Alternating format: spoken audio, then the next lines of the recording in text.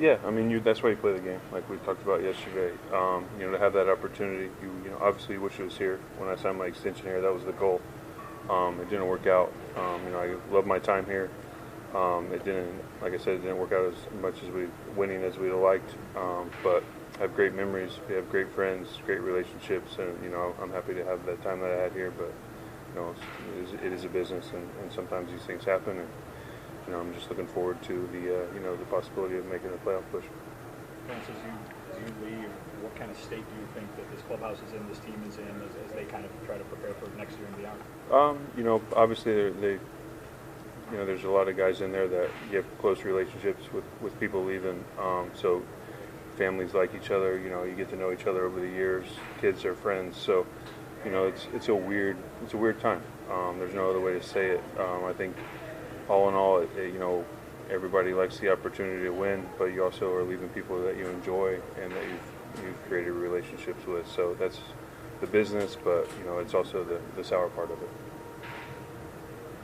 Were you able to have, I guess, some of the communication or input that you were looking to hopefully have more of in the front office in the last day or so? Yeah, I think yesterday, the comment I made was, that I've had some more.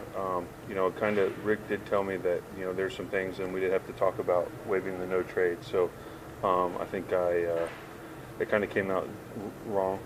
Rick's been good to me. He's been with me the whole way. So I think it was just one of those things when you hear things media-wise outside of what's going on here, and he told me, hey, I got nothing for you. So at the time, he didn't have anything for me. So you hear other things and you just assume things. But he's been with me every step of the way, even signing the extension and all that. We've had a great time together, great relationship. So they told me as much as they could, and I thank them for that. I guess you always want more because you hear more, and he didn't have what was out there. So. And he told me, we talked yesterday and today. He was like, hey, this has come up kind of quick. We didn't have anything when you thought you heard the things you heard. So, he was truthful with me, and we were able to, move through it. Lance, when you signed the extension, you obviously and the team and everybody had high hopes. Mm-hmm. From a team standpoint, how disappointing that it didn't pan out? Extremely. Obviously, when you sign an extension, you make the playoffs in 21. You're hoping to, keep building. When he came here, that was, the window. Right now, this is a little step back for the White Sox because as players, we didn't do our job here and make a run as we should have. But they're getting pieces to do what they need to do to build around the young talent that's still here. There's still a lot of talent in that locker room. Maybe doing some things here will kind of just let guys kind of fall into places where they can become the players or the steps to become great players, especially on the pitching side. Obviously, you're gonna have to see what you have now. So it could be a good little spot to have a regroup and then see where next year stands for them. Rick mentioned that some of the young guys in our forced to step up now in the pitching staff, or maybe some guys who you think can step up soon. I don't exactly know who's coming yet. So, but when you look at like even Tukey being able to throw tonight, Tukey's got a lot of promise, and he's going to have the ability to show that he can be a starter in this league, and I think he can be. So, and that's somebody who wasn't even in the organization a month ago. So, they've done a good job of collecting arms here that have some youth to them and the ability with some upside. And I know Ethan and Haas are going to do everything they can to make sure that those guys have all the tools to be successful, and they have the arm and the talent to do it. So, you look for those guys to take steps like that.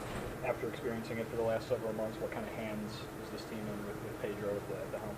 Yeah, I mean, you're looking at a manager that's in his first year. It takes time to create what you want to create and what you want to do here. So I think with younger guys coming, you can really take that next step of, hey, this is what we're going to do to prepare for next year, and know what is expected of you and things like that. And as the year's gone on, everybody's buying into it and doing all that. It just didn't work out on the field, and sometimes that happens. Yes. See, being that you're a veteran and you know how this works, is it still kind of a relief for you just the fact it's over? Trade deadlines are always weird, even when you are, quote unquote, not on the block. There's really no way to say it because you either got somebody coming or going if you're in it or you're out of it. So it's always a weird time. Like you said, you lose friends and and families that you're close with, they come and go at this time. So you're never really looking forward to the trade deadline, but you always know that it happens every year. So it is a relief when it's over, because you know you kind of know what it's going to be, and then get ready for the last run of the season. Is there ever a jolt to have a good team saying, "Hey, we think you can help us win the World Series"? Yeah, I mean, you look at like we've talked about this year. There's still stuff that I'm doing well. There's some things I need to clean up. So hopefully I'm able to do that and help the team down the stretch here. But I still have the stuff to get out in the big league. So I'm going to go make sure I do everything I can to be successful here down the stretch. Thank you. Thanks, guys. Thanks for everything.